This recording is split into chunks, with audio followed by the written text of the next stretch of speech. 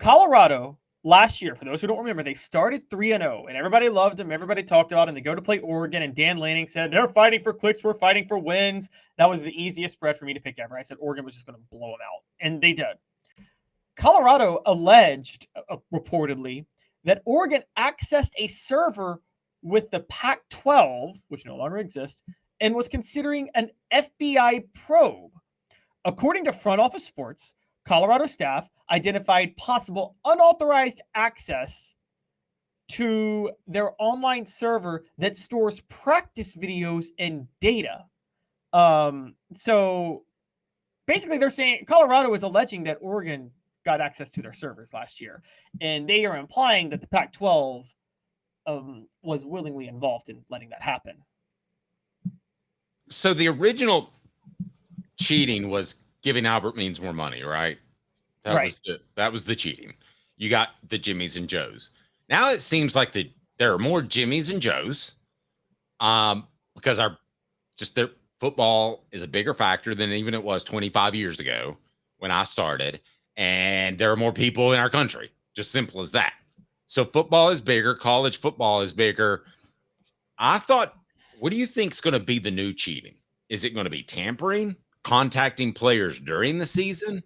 Or is it going to be the sign stealing, this sort of stuff, trying to get the X's and O's? I'll tell you where the new cheating is going to be. Oh, it's going to be backloaded NIL promises, which is to say that there's going to eventually be limits on like how you can promise NIL and things like that.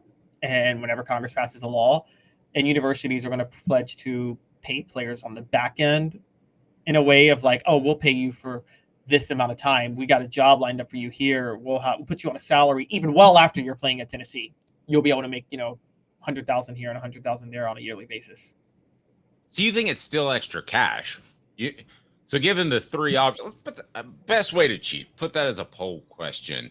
Is it stealing scheme, tampering with players, or finding a new way to pay players? Go ahead and put that out there. And then I want to get your take on that before we give away this Joe Milton helmet. The show represented by Banks and Jones.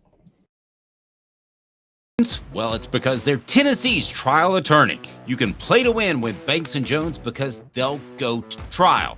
You've heard of other lawyers. They say they'll go to trial and fight for you. They won't. They just want to settle. That's the easiest way out. Well, that's not Banks and Jones, led by T. Scott Jones. They won't settle. They'll go to trial for you. Tennessee's trial attorney. They play to win. Truly, Tennessee's trial attorney when it comes to criminal defense or personal injury. Why settle? It's Banks and Jones. T. Scott Jones. BanksandJones.com. All right, so that's up there on our poll question. You want to go ahead and set up for us, Caleb? Yeah, so we have it. What is the best way to cheat in college football today? Stealing signs, tampering, creative ways to pay players extra. Tampering's at 44%, creative ways to pay extra 33%, and stealing signs is 22%. I think it's tampering because I think it's illegal to tell somebody that you can't. I mean, it wasn't illegal for me to contact you and say, would you be interested in working together? I mean, no, yeah, the best way to cheat is tampering because you're not going to get in trouble for it. Like, what can they do? I mean, and you could do it in so many ways where you never get caught. But even if you get caught, you'd say, I mean, what is the NCAA or whoever the governing body is? What do they say, Caleb? Do they say, oh, shame on you. You're trying to make your team and this player's life better? Yeah, no, exactly. I mean, and by the way, that's the most important because you're trying to get the players. And I want to point out, this is why the Colorado thing is so stupid. Dave, sign stealing only goes so far. There's no universe where Colorado is in that game with Oregon last year, given the difference in talent, right? This is very true. All right. Yes, this is absolutely true. By the way, the earlier question, it appears as if we've got some meat eaters. If you had to give up one, it would be alcohol, meat, football. Alcohol at 81%, meat 14%, football just 3%. Kind of surprised anybody even voted for football. What's the best way to cheat in college football today? Tampering, 50%. Creative ways to pay players extra, 25%. Stealing signs, 25%. So There you go. I'm not even sure. I want to see. Have you seen the Connor Stallions thing yet? No, I got to watch it this weekend. Yeah, I'm not even sure you can legislate that. He just absolutely kind of went out on his own. So you don't know if that. Now, I think eventually Jim Harbaugh pushed him. I think a lot of money came from somewhere. He claims that he slept in his car outside of his military base and rented out his house so that he could then fly across the country to scout other teams with his own money, Caleb. Are you buying that? No. That he No, we all know that's not true. Airbnb'd his home and slept in his car to save money, and that none of it came from Jim Harbaugh or the Michigan staff. So, I mean, how did they come down on this? He clearly had some help. The other thing with sign stealing, you've got the in-helmet thing, and I think this, well, that's true. I mean, I think this guy really was a savant. Like, I think he saw it super quick. So I don't think those are a dime a dozen. Would you agree with that? No, I agree. And that's why I never had the biggest problem with sign stealing. I'm like, if you're that skilled, do it. I mean, that's pretty impressive. It's right. In person, did you have a problem with him traveling to do it? I'm mixed on it. I don't know. Here's the thing. Do you know what high school football coaches do when they have their off weeks? Travel to study other teams. Yes. And get their sign. Exactly. And he was just better. Here's the other point with sign stealing and things like this. So we talk savants.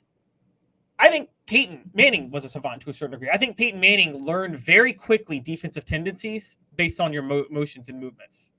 Because a lot of, this, Dave, his play calling, the freeze plays, wasn't that complex. Most of that stuff was dummy calls. He just had a weird innate ability, didn't he, to know that this is what formation of defense is based on some motion of a linebacker or defensive back. Isn't that how Peyton Manning always figured it out? Yeah. Well, yeah. But does savant have a somewhat negative connotation to it? Like, this guy didn't seem right. This Connor Stallions didn't seem exactly right. And he kept doing this thing. Yeah, I paid for it myself. And he did this cute little smile. Like, you're obviously lying. I play poker a lot. You brought it up. I mean, guys that pick it up typically are, when you say, I'm not a doctor, but we talk about people on the spectrum sometimes. When you're on the spectrum, you're very, very proficient in picking up things and very not proficient in other things. Look, I've honestly said this, Dave. I thought Peyton Manning was kind of on the spectrum to a certain degree with the way he picked things up so quickly and how awkward he could be. Okay, that's what I was wondering if you were going. I think he interacts with people just fine, which typically human interaction is where you. Where does he come up short? Where does he come up? Wasn't Rain Man. No, but where does Peyton come up short? He can't dress himself. He actually has to have note cards that lays out this goes with this goes with that. That's what I mean. You're proficient in areas and you're very deficient in others.